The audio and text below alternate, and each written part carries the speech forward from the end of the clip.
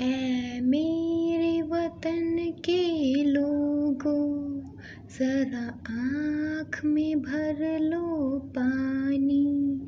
जो शहीद हुए हैं उनकी ज़रा याद करो कुर्बानी।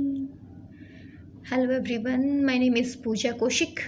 Today I want to present my thought on freedom. हमारे वीर जवानों ने हमारी आज़ादी के लिए अपनी जान न्यौछावर कर दी थी, लेकिन क्या आज हम सच में आज़ाद हैं? हम इसके बारे में बात करेंगे। राइट टू फ्रीडम जो हमें कॉन्स्टिट्यूशन के आर्टिकल 19 टू आर्टिकल 22 से मिला है, जहाँ बहुत सारे फ्रीडम हैं,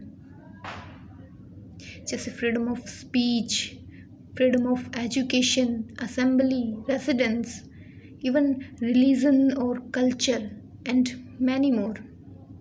एक तरह से देखा जाए तो हम बहुत खुश नसीब हैं जो हम भारत के नागरिक हैं, जहाँ हमें इतनी सारी फ्रीडम मिलती हैं। ज़रा सोच के देखिए, अगर आप पाकिस्तान, म्यांमार या फिर नॉर्थ कोरिया के नागरिक होते तो क्या आप इन सभी फ्रीडम को एंजॉय कर पाते? नहीं। क्या आप किसी बंधन या रिस्ट्रिक्शन के साथ जीना पसंद करेंगे? नहीं ना, क्योंकि हर किसी को फ्रीडम पसंद है। लेकिन क्या आज हमारे पास पूरी तरह से फ्रीडम है? वैसी फ्रीडम जैसी हमें चाहिए। डॉक्टर अंबेडकर ने कहा था, true freedom is a freedom from fear. And what is that fear?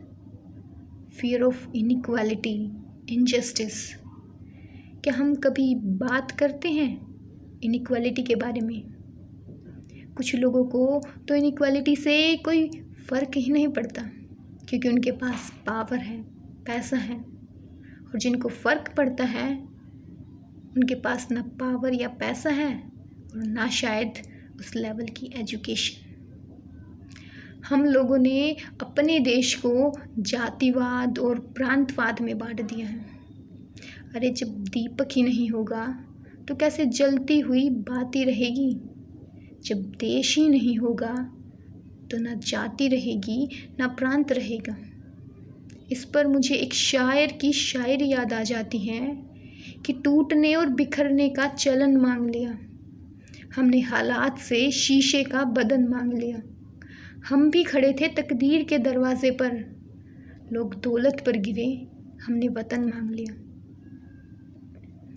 अगर मैं बात करूं इनइक्वालिटी ऑफ जेंडर की, तो आज भी हमारे समाज में लड़का और लड़की में फ़र्क किया जाता है, और ये चीज़ मैंने अपनी लाइफ में बहुत करीब से अनुभव की है। मुझसे कहा जाता था कि लड़कियों का ज़्यादा बोलना अच्छी बात नहीं होती, क्योंकि उन्हें अगले घर जाना है, I mean the life after marriage. And because of this environment I developed my personality as introvert. हर 15 अगस्त के दिन हम आज़ादी का अमृत महोत्सव मनाते हैं, और अभी कुछ दिन पहले 15 अगस्त को हम अपनी फ्रीडम की 79th एनिवर्सरी सेलिब्रेट कर रहे थे। और वहीं दूसरी तरफ 13 अगस्त को हरियाणा के भिवानी में एक 20 साल की लड़की जिसका रेप कर मर्डर कर दिया जाता है। और पहले भी ऐसी बहुत सारी घटनाओं के बारे में हम सब जानते हैं। I want to ask, is this freedom?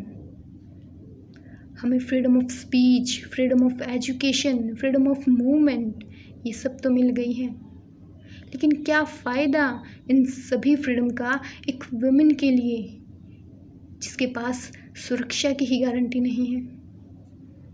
आपको पता है, ऐसी खबरें सुनने के बाद रिस्ट्रिक्शन एक लड़की की फ्रीडम पर लग जाती हैं, न कि एक लड़के की फ्रीडम पर जिसकी सच में गलती होती है। और इसका कारण पता क्या है? वही फियर। ज़रा एक बार फिर से याद कीजिए डॉक्टर अंबेडकर को, जिन्होंने कहा था true freedom is a freedom from fear. क्या यही है हमारी आज़ादी? जब इस देश का हर नागरिक अपनी ट्रू पोटेंशियल को अचीव कर पाएगा without having fear from any repercussion, तब हमें असली आज़ादी मिलेगी। जब इस देश से जाति और धर्म का भेद खत्म होगा तब हमें आज़ादी मिलेगी। जब लड़का और लड़की को इक्वल समझा जाएगा, उन्हें आगे बढ़ने के लिए इक्वल अपॉर्चुनिटी दी जाएगी, तब हमें आज़ादी मिलेगी। हमें ट्रू फ्रीडम तब मिलेगी जब महिलाओं को सुरक्षा की गारंटी दी जाएगी। Freedom is not an opportunity, it is our responsibility. Thank you.